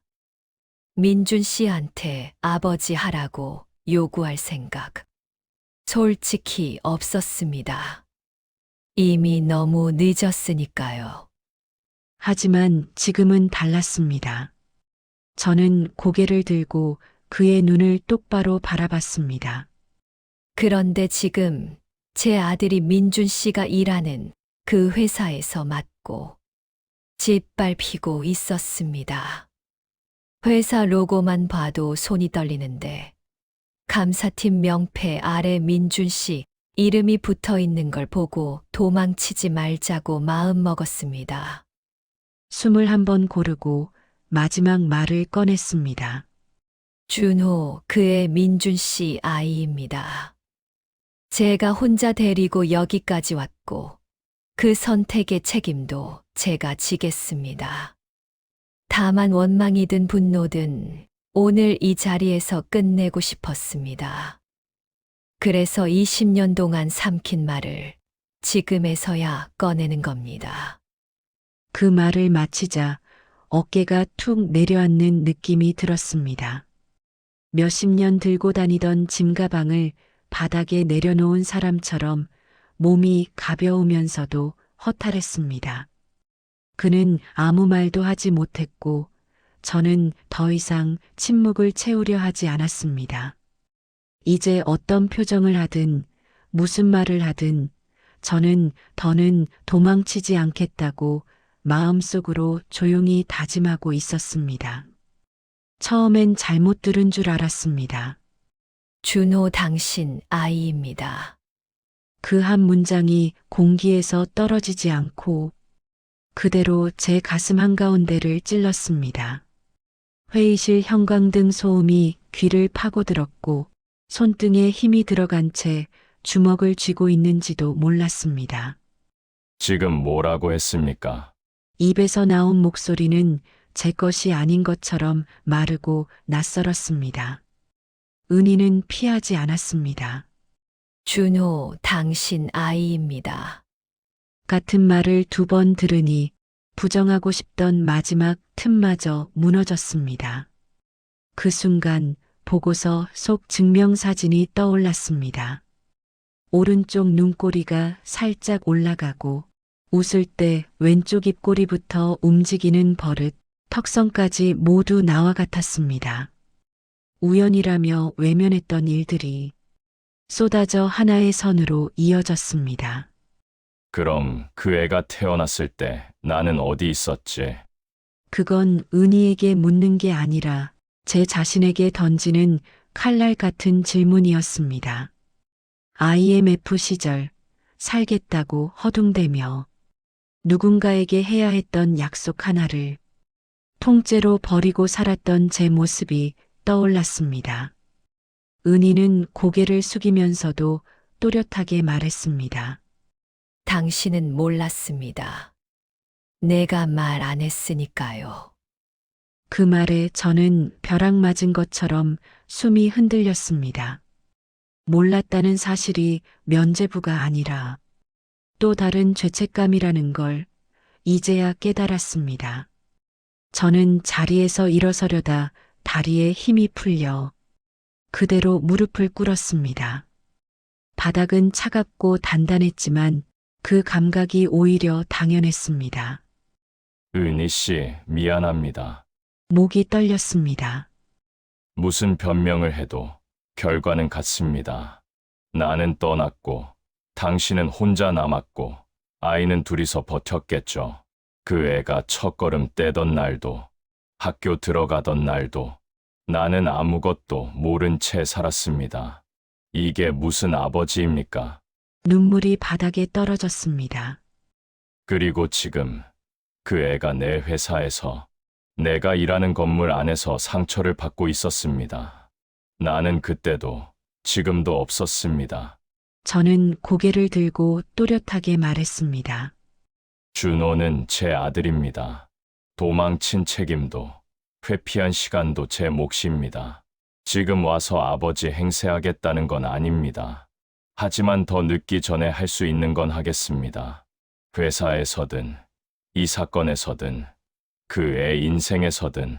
가슴 깊은 곳에서 처음 느끼는 책임감이 자리 잡았습니다. 나는 더 이상 도망치지 않겠습니다.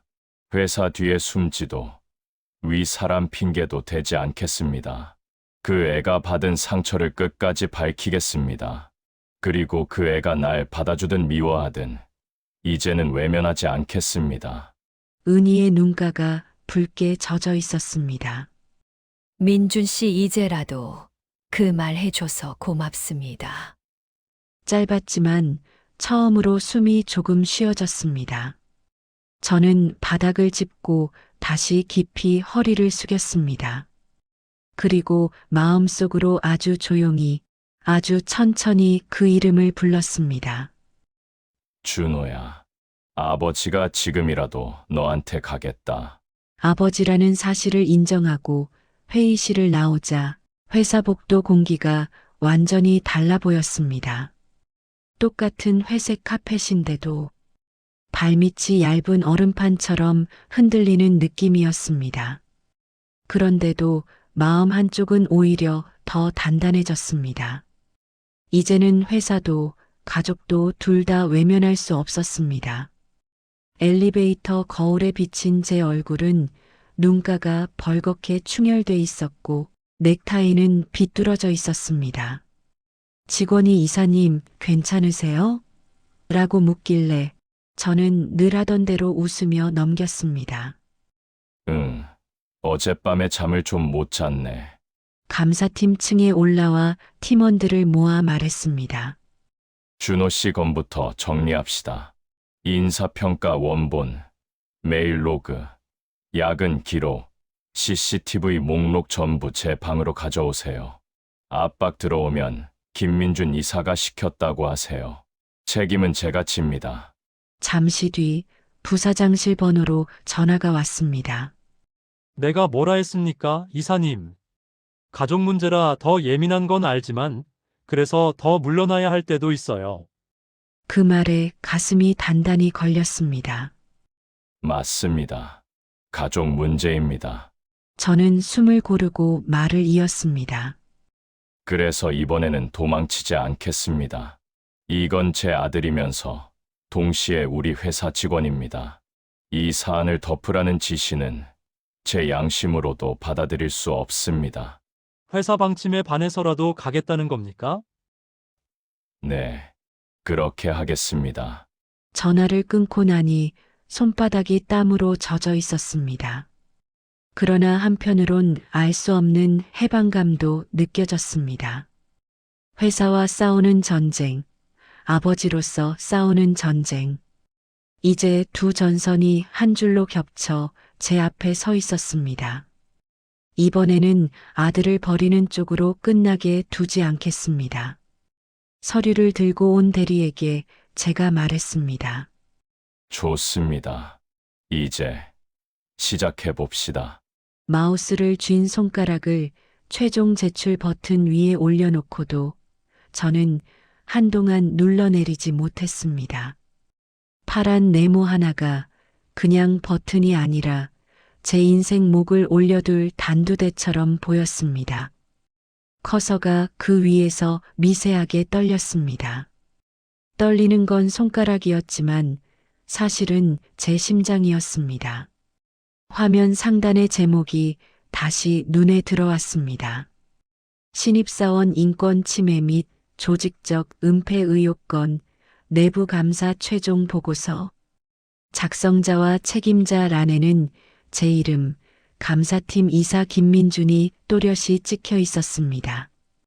그 아래 결제 라인에는 부사장과 CEO 이름이 올라가 있었습니다. 이걸 눌러버리는 순간 보고서는 그 사람들 책상 위를 넘어 회사 전체로 흘러가게 됩니다. 되돌릴 수 있는 단계는 더 이상 없었습니다. 책상 옆에는 손으로 적어 내려간 이름들이 놓여 있었습니다. 가해자, 방조자, 인사 기록을 조작한 자들, 알고도 눈 감은 관리자들.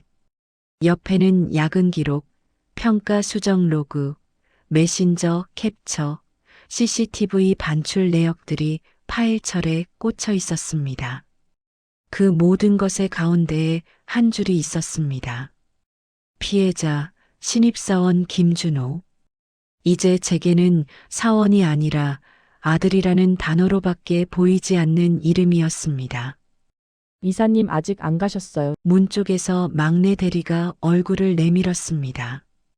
먼저 들어가요. 여기 이것만 정리하고 갑니다.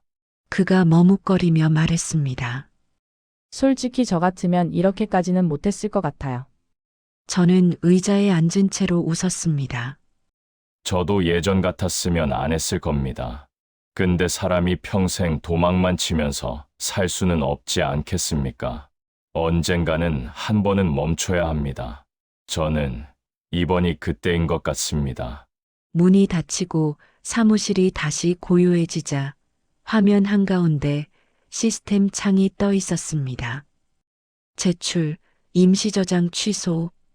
임시저장을 누르면 오늘은 또 넘어갈 수 있습니다. 취소를 누르면 아무 일도 없었던 것처럼 집에 갈 수 있습니다. 하지만 그렇게 뒤로 물러서는 순간 준호의 멍든 팔과 떨리던 눈을 평생 떠올릴 것 같았습니다. 저는 가슴 위에 잠시 손을 얹었습니다. 두근거림이 손바닥을 울렸습니다. 아주 작게 속삭였습니다. 준호야, 아빠가 이번에는 도망 안 갑니다. 보고서를 위에서부터 끝까지 한 번 더 훑쳤습니다. 최대한 건조하게 쓴 문장들 사이로 제가 낼 수 있는 만큼의 분노와 책임감이 숨어 있었습니다. 마지막 줄, 첨부 증거자료 일체라는 문구 아래에서 커서를 제출 위로 옮겼습니다. 됐어. 여기까지 왔으면 끝까지 가야지.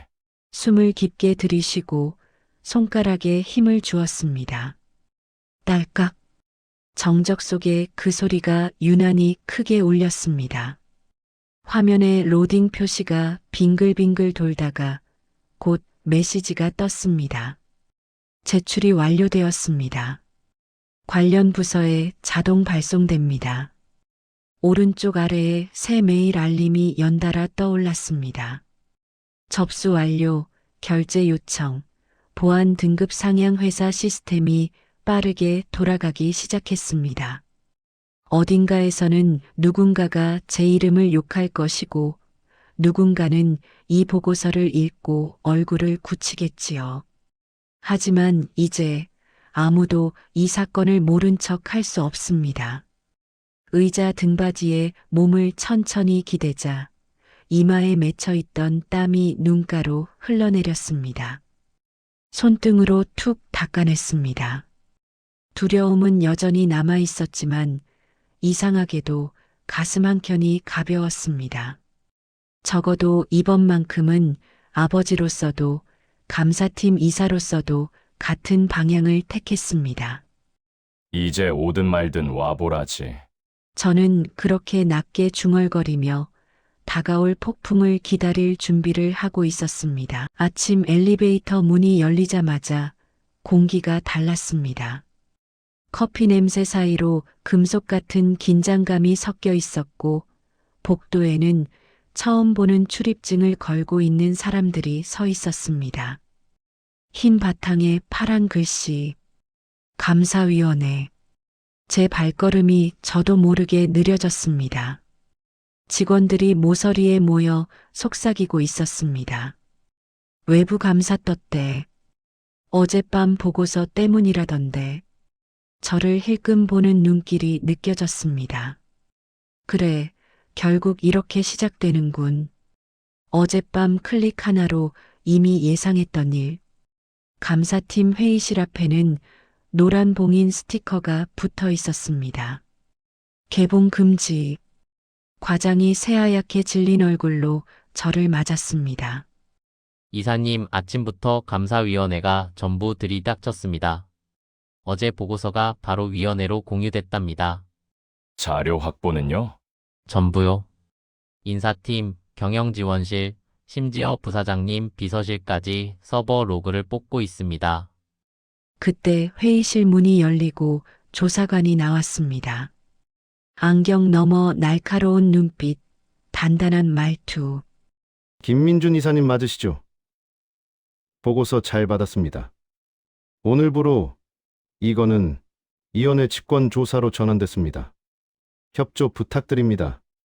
순간 복도 반대편에서 굽소리가 크게 울렸습니다.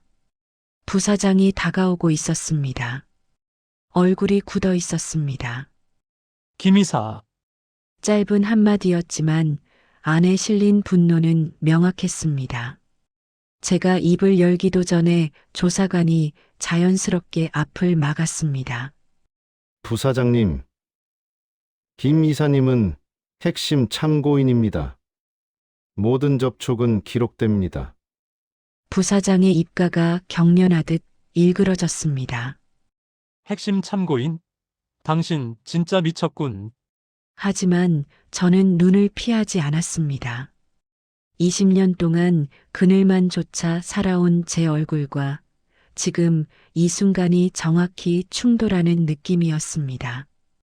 회의실 안에서 조사관들이 서류 박스를 꺼내고 노트북 화면에는 평가 수정 로그와 파일 삭제 시도 기록이 속속 뜨고 있었습니다. 누가 언제 무엇을 지웠는지, 어떤 계정이 새벽에 접속했는지 모두 적나라했습니다. 김 이사님, 곧 비공개 면담을 진행하겠습니다. 보고서에 담지 않은 부분도 모두 말씀해 주셔야 합니다. 저는 짧게 고개를 끄덕였습니다. 숨길 생각 없습니다. 그때 휴대전화가 울렸습니다. 은희의 메시지였습니다. 회사에서 무슨 일 있는 거죠? 뉴스에도 떠요. 오후에 잠깐 얘기해요. 손가락이 잠시 멈췄습니다. 이제 은희와 준호도 이 결말을 향해 다가오고 있다는 뜻이었습니다. 저는 휴대전화를 주머니에 넣고 봉인된 회의실 앞에 섰습니다. 노란 스티커가 마치 지난 20년 동안 제 안을 덮고 있던 비겁함을 봉인한 것처럼 보였습니다. 그리고 오늘 그 봉인을 뜯는 날이 시작되고 있었습니다. 퇴근에 TV를 켜자마자 모든 일이 허무하게 자막 한 줄로 시작되었습니다. H그룹, 직장 내 괴롭힘, 은폐 의혹, 가해자들 중징계. 리모컨이 손에서 미끄러져 바닥에 떨어졌습니다. 화면 속 회사 로고와 유리 외벽, 매일 준호가 드나들던 그 입구가 선명하게 비쳤습니다. 기자가 읽는 단어 하나하나가 제 몸을 찌르는 것 같았습니다. 부장 해임 및 형사 고발, 인사팀 차장 정직, 관련자 감봉, 저를 무시하며 문을 닫아 걸던 얼굴들, 아이를 울면서 데려왔던 날의 그 복도 모두 떠올랐습니다. 그때 방문이 살짝 열리고 준호가 걸어 나왔습니다. 힘없는 목소리로 말했습니다. 우리 회사네. 저는 급히 소리를 줄였지만 준호는 고개를 저었습니다. 아니에요. 끝까지 볼래요. 둘이 나란히 앉아 뉴스 브리핑을 지켜봤습니다. 외부감사위원회가 사건 경위를 설명하고 피해자들은 치료 중이며 재발 방지 대책을 약속한다는 문장이 나오자 준호의 손이 살짝 떨렸습니다. 엄마 진짜 끝난 거예요. 그 질문에 저는 한참 말을 잇지 못했습니다. 서류상으로 종결이라 부르겠지만 우리 집에서는 아직 아무것도 끝나지 않았으니까요. 완전히는 아니야. 하지만 너 혼자가 아니라는 건 이제 모두 안다. 준호는 고개를 숙였다가 조용히 말했다. 댓글 봤어요. 요즘 애들 멘탈 약하다는 사람도 있더라. 그 말에 제 안쪽이 확 끓어올랐습니다. 내가 약한 게 아니야. 너무 오래, 너무 혼자 버텼던 거지. 뉴스가 끝나고도 메시지가 쏟아졌습니다. 장하다. 끝까지 싸웠네. 하지만 저는 쉽게 답하지 못했습니다. 승리라기보다는 폐허를 간신히 빠져나온 느낌이었으니까요. 그리고 이어서 뜬 속보. H그룹, 내부 고발자 색출 논란. 그 문구를 보는 순간 민준 얼굴이 떠올랐습니다. 고마움과 원망, 안도와 복잡한 감정이 한꺼번에 밀려왔습니다. 집은 조용했지만 준호 방 앞에 서자 그의 얕은 숨소리가 들렸습니다. 아직 악몽 속에 있는 아이. 회사가 발표한 징계 몇 줄로 지울 수 없는 상처들. 이제 싸움은 회사 방, 우리 집 안으로 옮겨왔습니다. 20년 동안 말하지 못했던 죄책감과 두려움, 남은 상처들, 그걸 마주해야 할 시간이 다가오고 있다는 걸 저는 알고 있었습니다. 그래도 하나는 분명했습니다. 더 이상 우리 아이를 때린 손들은 그 자리에 없다. 그 사실 하나가 오늘 밤 겨우 숨을 쉬게 해줬습니다. 회의실 문이 철컥 닫히자 우리 셋만 남았습니다. 나와 준호, 그리고 맞은편에 선 민준. 그는 파일을 꽉 쥔 채 잠시 말을 고르더니 뜻밖에도 탁 무릎을 꿇었습니다. 준호야, 처음 듣는 그러나 너무 늦은 호칭. 이렇게 부를 자격 없는 거 알아. 그래도 한 번만 사과부터 할게. 그는 바닥을 보며 떨리는 목소리로 말했다. 20 동안 나는 널 없앤 사람처럼 살았어. 태어날 때도, 넘어졌을 때도, 학교 갈 때도 한 번도 옆에 있지 않았어. 회사에서 내 사건을 처음 봤을 때도 널 사건으로만 보고 도망치려 했어. 사진을 보고서야 이게 내가 받아야 할 벌이라는 걸 알았다. 준호가 낮게 물었습니다. 왜 이제 와서요? 왜 이제 와서 아버지인 척해요? 아버지인 척하러 온 게 아니야. 내가 무슨 죄를 지었는지 내 입으로 말하고 싶었어. 언젠가 아주 나중에 내가 허락한다면 그땐 한 번만 아버지라고 불릴 기회를 부탁하고 싶어. 지켜보던 내가 겨우 말을 이었습니다. 나도 이렇게까지 안 해도 된다고 말하고 싶었어요. 그래도 한 번은 보고 싶었습니다. 우리 애한테, 우리 둘한테 진짜 무릎 꿇고 사과하는 사람. 준호가 한참 침묵하다가 민준 앞에 다가가 말했습니다. 일어나세요. 이러고 있으면 내가 화를 내야 할지 불쌍해야 할지 모르겠어요. 앉아서 얘기해요. 그가 비틀거리며 일어섰을 때 바닥에는 보이지 않는 무릎 자국이 남은 것 같았습니다. 아무 말도 하지 않던 20년과 비로소 말을 시작한 지금 사이에 하나의 경계선이 생겼고 그 위에 우리 셋이 겨우 서 있었습니다. 준호가 민준을 일으켜 세운 뒤 회의실 공기가 다시 굳어졌습니다. 민준은 의자에 겨우 앉았고 나는 테이블 끝에, 준호는 둘 사이 어정쩡하게 서 있었습니다. 앉지도 나가지도 못한 채 발끝만 카펫 위에서 떨리고 있었습니다. 준호야, 앉을래? 괜찮아요. 딱딱한 대답 뒤로 아이 어깨가 미세하게 떨렸습니다. 민준이 조심스럽게 입을 열었습니다. 내가 무슨 말을 하든 다 듣겠어. 욕을 해도, 나가라고 해도 숨기지 말고 말해줘. 준호는 한참 입을 다물다가 천천히 말했습니다. 솔직히 아저씨 그냥 양심 있는 회사 사람인 줄 알았어요. 내부 고발도 그냥 그런가 보다 했고요. 근데 오늘 무릎 꿇는 거 보니까 머리가 더 복잡해졌어요. 그는 씁쓸하게 웃었습니다. 차라리 완전 나쁜 인간이면 좋겠어요. 그러면 미워하기만 하면 되잖아요. 근데 이렇게까지 하니까 미치도록 밉고 좀 불쌍하고 약간 고맙기도 하고 그냥 아무것도 아닌 사람으로 만들고 싶기도 하고 섞여서 진짜 피곤해요. 나는 아이가 말하는 것을 가로막지 않고 듣기만 했습니다. 회사에서 맞을 땐 오히려 단순했어요. 나만 참고 버티면 된다 그 생각뿐이었거든요. 지금은 팔멍은 거의 없어졌는데 숨 쉴 때마다 안쪽이 다 멍든 느낌이에요. 민준이 낮게 말했다. 그래. 지금 나는 내게 더 헷갈리는 존재겠구나. 그래도 기억해줬으면 한다. 내가 당한 건 내 잘못이 아니다. 내가 부족해서, 적응 못해서 생긴 일이 아니다. 그건 여기서 잘라버리고 갔으면 좋겠다. 그 말을 듣는 순간 준호의 눈에서 조용히 눈물이 흘러내렸습니다. 엄마 나 어떻게 해야 될지 모르겠어. 6살 때처럼 떨리는 목소리였습니다.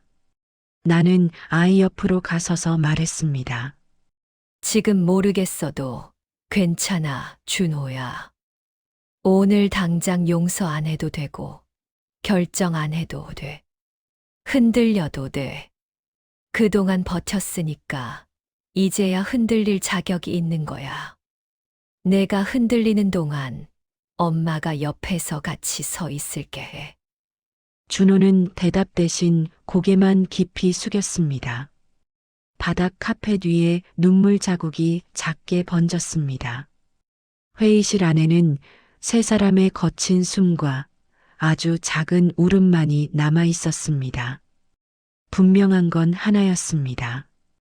아직 아무것도 정리되지 않았지만 드디어 각자 마음속에 묶여있던 말들이 밖으로 나오기 시작했다는 것. 이제야 비로소 진짜 시작선 앞에 선 셈이었습니다. 준호의 진짜 피곤해요. 라는 말이 떨어지고 방 안은 텅 빈 것처럼 고요해졌습니다. 아이는 얼굴을 두 손으로 가린 채 서 있었고 손가락 사이로 흘러내린 눈물이 카펫 위로 똑똑 떨어졌습니다. 그 작은 점 하나하나가 제 가슴을 콕콕 찌르는 것 같았습니다. 엄마, 저 괜찮은 척하기 너무 힘들어요. IMF 때부터 단 한 번도 입 밖으로 꺼내지 못했던 말을 제 아들이 대신 말하고 있었습니다. 괜찮은 척 안 해도 돼. 엄마는 항상 내 옆에 있어. 제 안에서도 무언가가 툭 하고 끊어지는 느낌이 들었습니다. 준호는 힘이 빠진 사람처럼 비틀거리며 제 쪽으로 다가왔고 저는 반사적으로 아이를 끌어안았습니다. 생각보다 너무 가벼운 몸, 숨이 막힐 정도로 움츠러든 어깨가 제 품 안으로 파고들었습니다. 엄마, 저 진짜 너무 무서웠어요. 저 때문에 회사 난리 난 것도 엄마 힘든 것도. 아니야. 그건 그 사람들 잘못이야. 너는 피해자야. 잘못한 거 하나도 없어.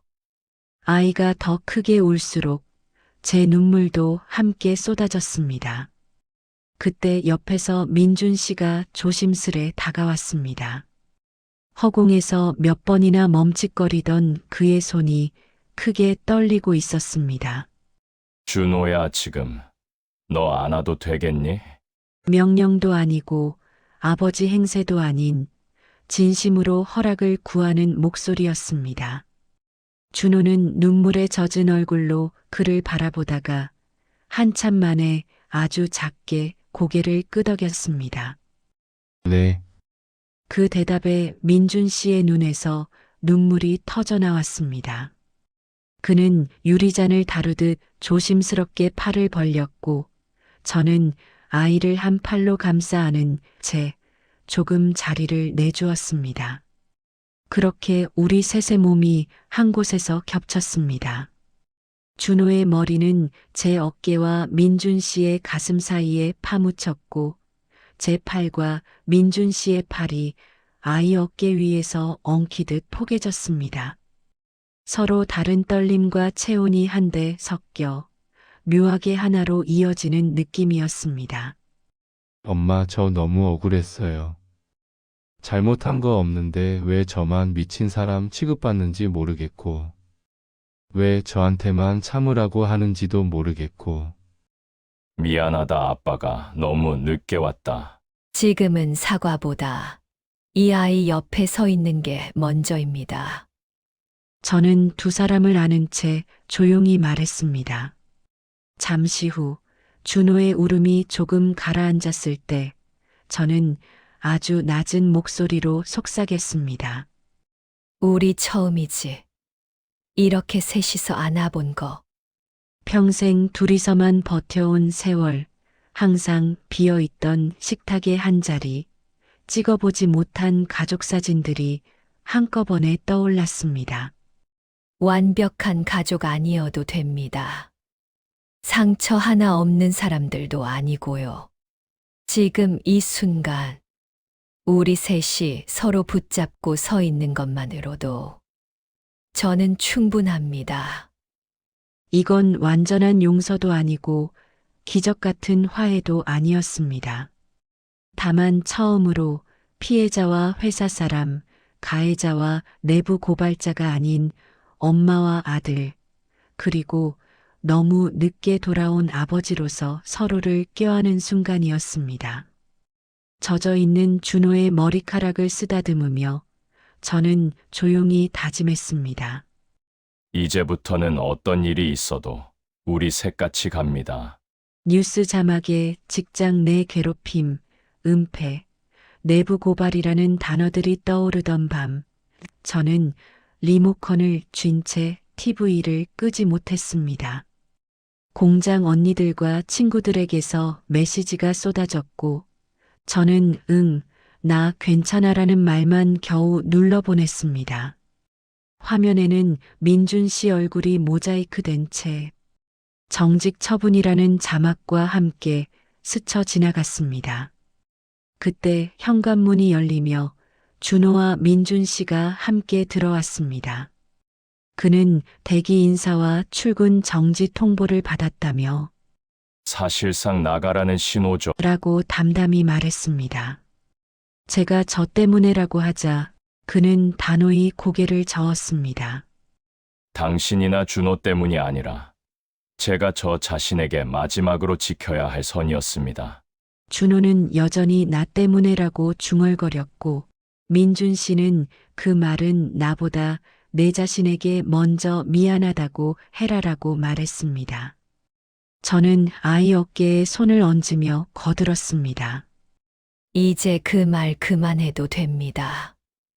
너 죄책감 없애려고 여기까지 온 거잖아. 우리리. TV 자막에는 상사 해임, 인사팀 징계, 부사장 직무정지 같은 문구가 줄줄이 지나갔습니다. 통쾌하다기보다는 그래, 최소한 할 건 했다라는 안도와 함께 긴 싸움 끝에 허탈함이 함께 밀려왔습니다. 제가 이제 정말 끝난 건가요? 라고 묻자 민준 씨는 가슴을 두드리며 말했습니다. 제도적으로는 거의 마무리지만 여기 안에서는 시간이 더 필요하겠죠. 그래도 저는 말했습니다. 적어도 이제 또 다른 누군가는 너처럼까지는 안 당하겠지. 그 생각이 좀 살게 해준다. 제 말에 준호는 조심스럽게 웃으며 말했습니다. 저도 도망 안 가고 버틴 건 좀 잘한 것 같아요. 저는 그 말에 처음으로 가볍게 웃을 수 있었습니다. 많이 잘했다. 엄마보다 더. 민준 씨는 우리를 바라보며 둘 다 정말 잘 버텼습니다. 저는 이제부터라도 따라가 보겠습니다. 라고 말했습니다. 처음으로 울음이 아닌 웃음이 새사이를 흘렀습니다. 이제는 그냥 평범하게 살고 싶습니다. 아침에 밥 먹고 출근하고 퇴근해서 TV 보다가 졸고 자극적인 건 뉴스에서만 보죠. 민준 씨는 피식 웃으며 그 평범함 위해 우리가 액션 영화를 좀 찍었네요. 세상 밖은 파장과 이미지 타격을 말하고 있었지만 제 마음속 결론은 단순했습니다. 우리 아이가 살아남았다. 준호는 더 이상 멍든 팔을 숨기며 출근하지 않아도 되고 우리는 이제 죄책감 대신 평범함을 연습하면 됩니다. 저는 TV를 완전히 끄지 않고 볼륨만 살짝 낮췄습니다.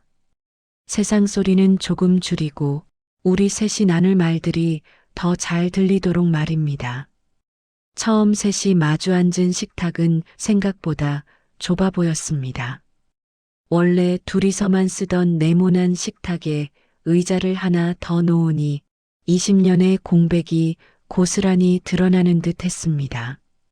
저는 오전부터 부산을 떨며 된장찌개, 동태전, 김치전, 오징어 볶음까지 상을 차렸습니다. 대단한 날이라 부르고 싶지는 않았지만 최소한 우리 셋이 허기지지 않기를 바랐습니다.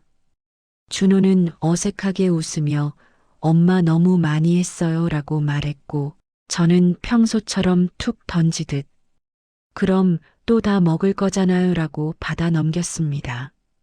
민준 씨는 동태전을 집어들며 이거 예전에도 잘하셨나요? 라고 조심스레 물었습니다. 오랜만에 제대로 차린 밥을 먹으며 우리는 한동안 말없이 씹는 소리만 공유했습니다. 하지만 그 침묵은 예전의 어두운 침묵이 아니라 서로의 숨을 받아들이기 시작하는 조용한 시간 같았습니다. 제가 준호에게 이거 좋아했잖아 라며 오징어 볶음을 올리자 아이는 그걸 아직도 기억해? 라고 했고 저는 엄마들이 원래 그렇다고 답했습니다. 민준 씨는 이제라도 준호가 뭘 좋아하는지 외워볼게라고 말했고 준호는 저 좋아하는 거 많아요라며 처음으로 가벼운 농담을 했습니다. 저는 그 순간 조심스러운 기대가 아이 얼굴 위에 내려앉는 것을 보았습니다.